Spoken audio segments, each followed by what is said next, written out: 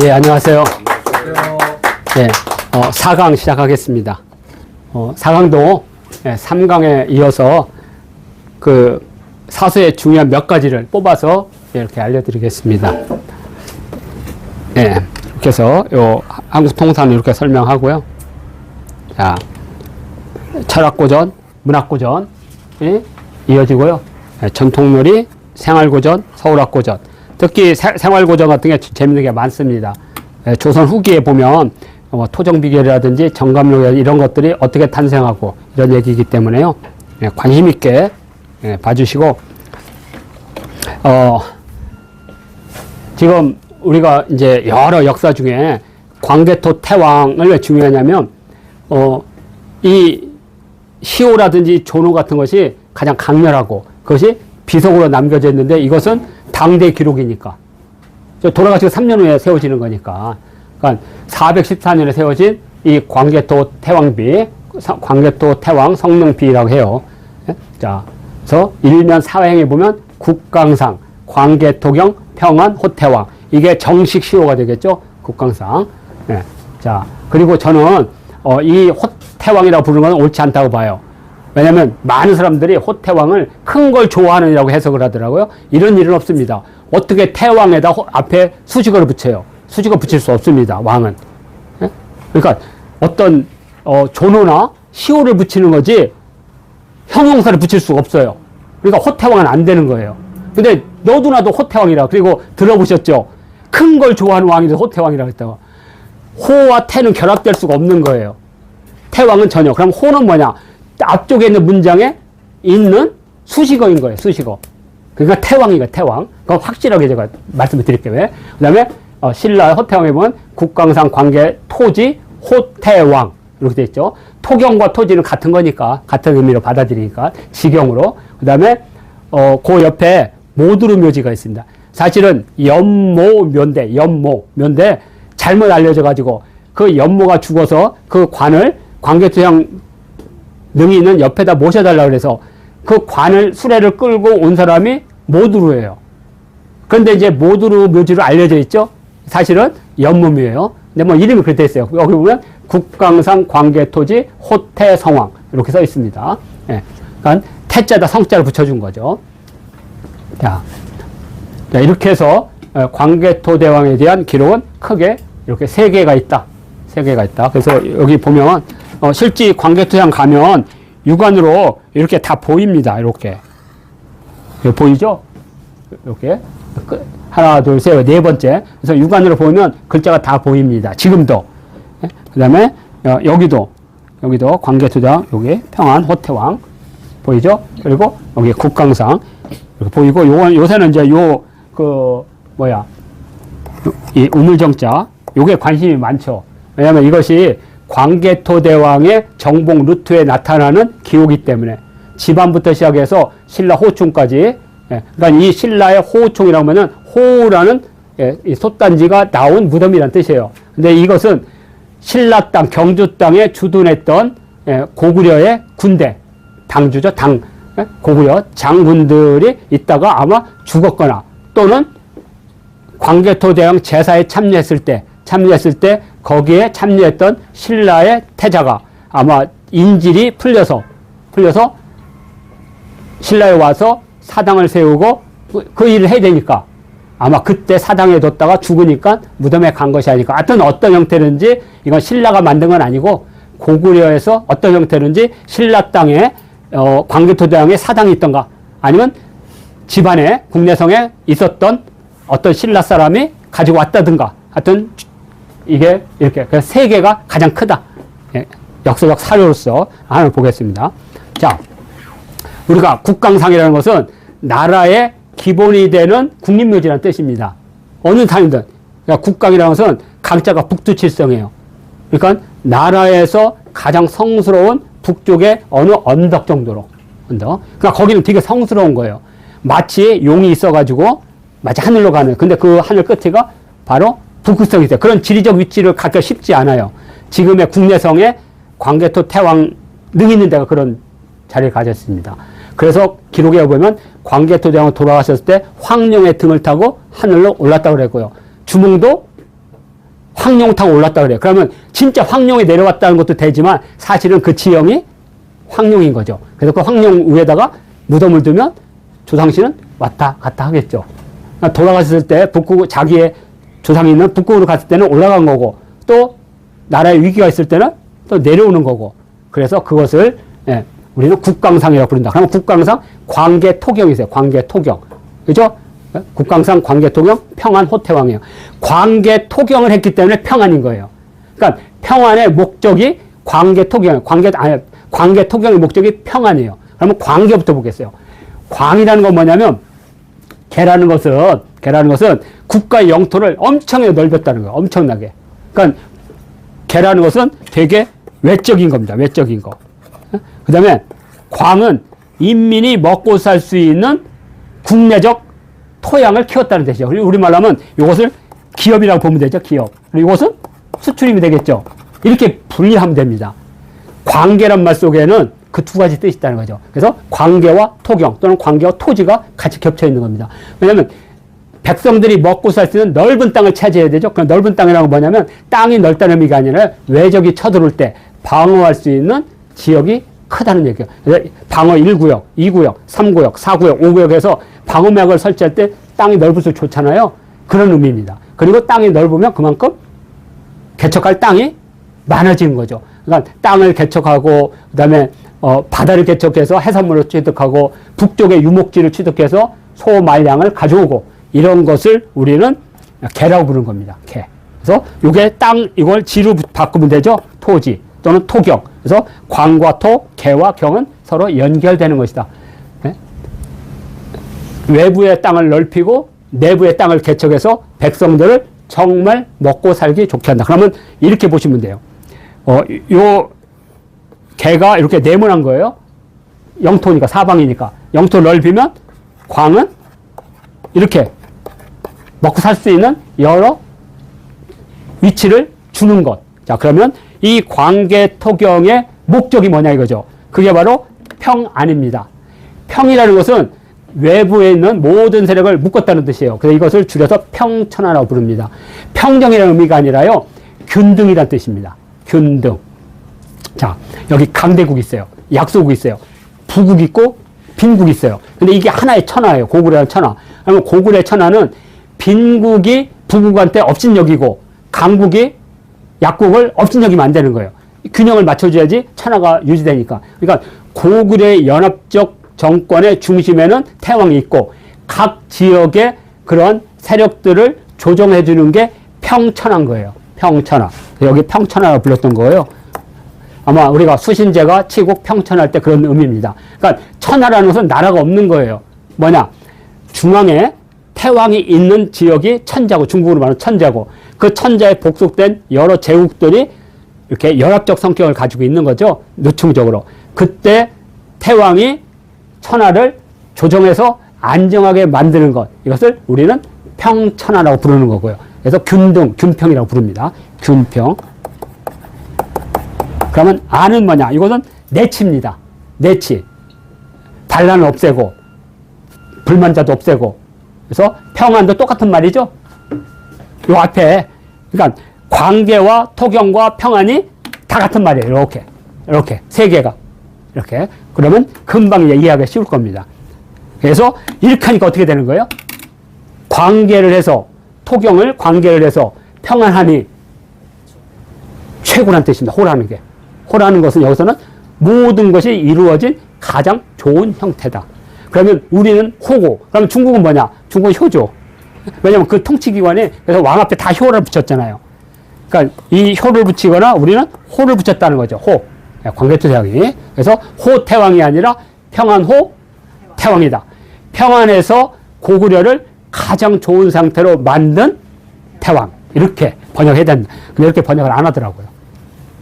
왜냐면 이것을 이때까지 철학적이고 논리적으로 생각을 하지 않아서 그래요. 자, 그래서 이걸 이제 하겠습니다. 그래서 이분이 평안해서 좋으니까 어떠냐? 고구려의 영원한 복락이 온 거죠. 그래서 연호를 영락이라고 불렀죠. 우리 역사상 연호를 쓴 사람은, 아니요, 영락이라 쓴 사람은 우리하고 명나라 성조, 영락, 제 예, 그래서 영락이라 썼습니다. 그래서 이 영락태왕은 호의 결과물의 영호입니다. 영락. 그리고 이 호는 뭐냐? 이 네 가지가 있습니다. 첫째는 뭐냐? 바깥에 나쁜 새끼들 다. 그리고 안쪽에 나쁜 새끼들. 바깥쪽은 뭐냐? 은택, 흡부, 황천. 하늘로부터 예, 은택이 흡축하게 온 거죠. 하늘이. 자, 그리고 나서 위무, 진피, 사해. 사해를 전부 다 위압으로 눌렀죠. 그러니까 다 외적인 거죠. 그러니까 이것을 네모로 생각하면 되겠죠. 이걸 네모로. 자, 네모로. 자, 그리고 이것은 뭐겠어요? 안이겠죠? 안. 소재 뭐냐? 구업이에요. 지금 빠졌지만. 구업 뭐냐? 우리한테 업신여겼던 이 싸가지 없는 백제, 여진, 뭐 이런 애들. 여진이 이때 안 생겼구나. 이런 사람들을 어떻게 싹 쓸어버린 거죠. 아마 주력은 아마 백제와 백제한테 달려온 예, 금강가야와 외일 거예요. 왜냐면 이때 400년 때 신라를 침입했다, 연합군이 침입했다, 박살난 게 세계니까. 그래서 금강가야는 이때 가야의 주도권을 잃어버리게 되죠. 400년에. 그러니까 이때 소재 구업할 때 옛 업은 아마 백제, 그 다음에 예, 외 금강가야로 포함할 수가 있겠죠. 자, 그리고 내부에 그런 적들을 펼치고 모든 사람들을 그 자기 직업에 종사할 수 있도록 만든 거. 그래서 이게 설형기업입니다. 자기의 업, 그러니까 상업이든 직업이든 군인이든 자기 직업을 모든 사람을 편안하게 했다.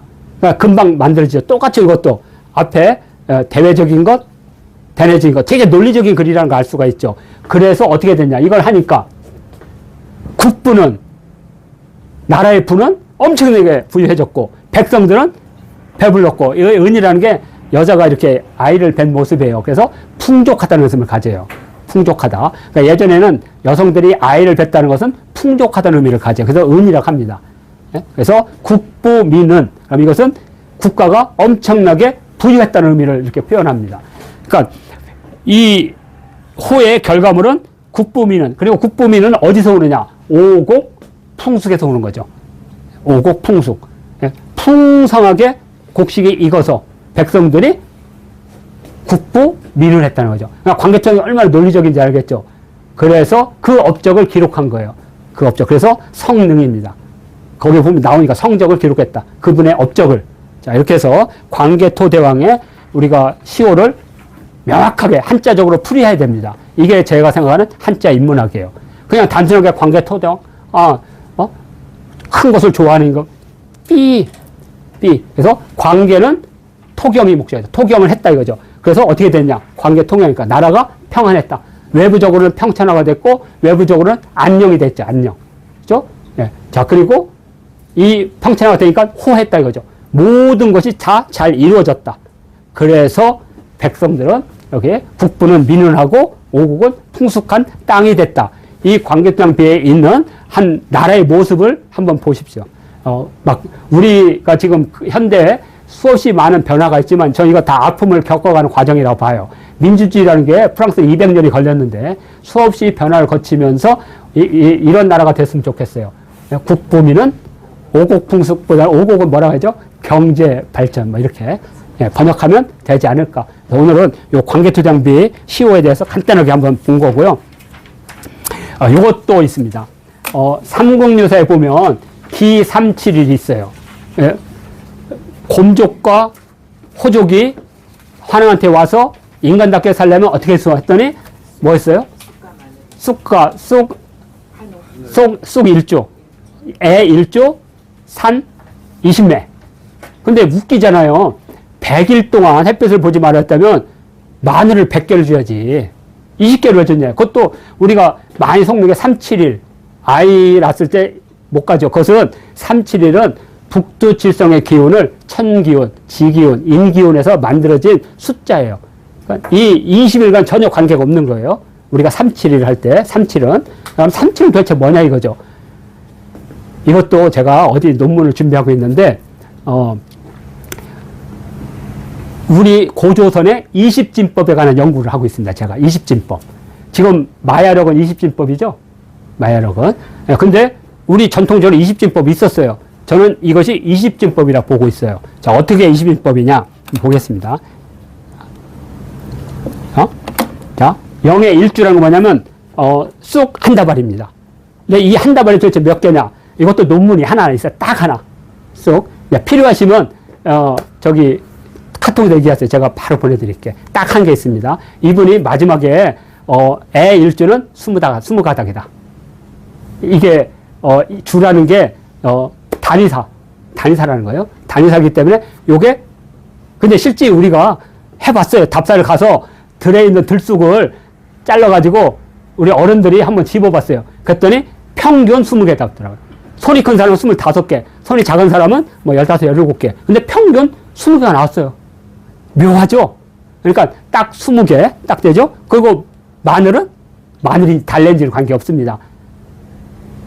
딱 20매를 줬다, 이제 20매. 아니, 37일이면 21일이면 21를 줘야지. 왜 하나를 빼냐 이거죠. 그러니까 37일은 21일과 관계가 없다. 자, 그러면 어떻게 해석해야 되냐. 자, 신령스러운 쑥 한 죽과 신령스러운 마늘이나 달래를 20개 줬다. 그리고 햇빛을 100일 동안 보지 말았다. 그리고 37일을 금기하라 그랬죠. 이것은 21일이냐. 21일이면 37기라고 해야 돼요. 기 37이란 뭐냐. 이게 제가 해석하는 건데. 기3, 기7이라는 거예요. 그러면 기3, 기7을 하기 위해서는 우리가 어떤 시간의 단위를 열흘로 보는 단위가 있어야 돼요. 바로 이것이 순이라는 겁니다. 순. 열흘 순자. 10일. 우리 예신화에 나오잖아요.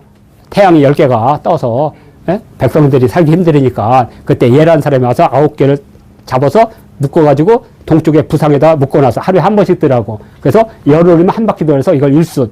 두 바퀴 돌으면 2순. 세 바퀴 돌으니까 달이 바뀌더라. 그래서 한 달로 삼은 거. 이게 우리나라 고유한 달력법이거든요. 그래서 이 순은 열흘이라는 뜻을 갖고 있습니다. 이 순이라는 글자 자체가 해를 묶었다는 의미를 가져요. 이렇게. 자, 그래서 기3, 7일은 21일이 아니다, 이죠. 그럼 뭐냐? 기3, 기7. 그러면 열흘 단위로 100일이니까 10순 있죠, 10순. 10순 가운데 3일, 7일. 그럼 왜 3일, 7일이냐? 한국인들이 생각하는 고유한 별에 대한 숫자 개념일 거예요. 7은 북두칠성은 확실해요. 3은 아마 삼태성일 가능성이 높아요. 삼태성, 왕고 밑에는 삼태성. 그래서 삼태성과 7성을 중요하기 때문에 3일과 7일을 해서 3일과 7일에 금기를 하는 거죠. 뭔지는 모르지만. 그래서 기3일, 기7일. 기3, 기7하면 딱 20일이 나와요. 이건 명확하죠. 논리적으로. 그래서 3, 7일을 20일로 지금, 모든 책이든 다, 백과사는 다 20일로 했어요. 그러니까 제가 20일로 한 거니까 다 이렇게 하지만, 명확하게 심한데 어떻게 틀릴 수가 있어요. 그래서 이것은 20진법이다. 이렇게 보고 있습니다. 이제, 그러면 20진법에 근거가 있어야 될 거잖아요. 자, 먼저, 반구대 암각화. 반구대 암각화 보면 샤머니 손과 발을 딱 붙이고 있어요. 근데 이 손과 발을 펼치는 무당의 앞쪽에는 고래를 잡고 있어요. 그러면 이건 뭐냐? 적어도 그때 당시 사람들은 20이 인간이 육체로 셀 수 있는 가장 큰 숫자. 지금은 이게 있죠. 아라비 숫자가 있으니까 100. 이렇게 하면 1100. 이러면 1000. 이렇게 쓸 수 있죠. 그렇지만 예전에는 이렇게.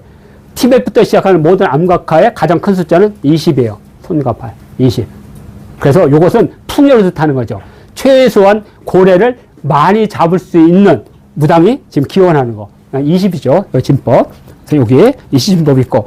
또 하나는 약 39,000년 전에 구석 후기에 충북 단양에서 줄새김 자갈돌이 나왔어요. 근데 이 줄사감 자갈돌이 도중에 깨진 게 아니고 여기와 여기 사이에 정확하게 21개가 그려져 있어요. 그러니까 21개를 딱 하면 칸이 몇 칸이에요? 20칸. 물론 이것이 우연일 수 있어요. 우연. 왜냐면 3만 년 전이잖아요. 근데 이때 사람들, 후기 구석기 사람들도 20을, 왜냐면 이 암각화나 이런 것들이 지금은 이것은 한 6,000년 암각하지만 15,000년, 2만 년 전에 암각화에도 다 무당일하고 있어요. 그러니까 20이라는 이미지는 다 갖고 있었을 거예요. 그래서 이것을 저는 20진법의 근거다. 그리고 이제 마지막에 있습니다. 맹자에 보면 이런 말이 있어요. 저 오랑캐, 북쪽의 오랑캐는 오국도 나지 않고 오로지 기장만 납니다. 성과 궁실, 종묘, 제사, 예법이 없고 제후들의 예물과 접대가 없으며 백관일 수 없기 때문에 20분의 1만 받아도 충분합니다. 그러니까 맹자 때 하도 수탈이 많으니까 숫달이 많으니까 맹자가 백선도 이렇게 수탈하자 이거지. 그러니까 저 북쪽은 20분의 1세가 있는데, 근데 우리는 왜 이렇게 세냐. 그래서 20분의 1세로. 그러면 왜 하필이면 20분의 1세냐 이거죠. 이집진법이 있었으니까.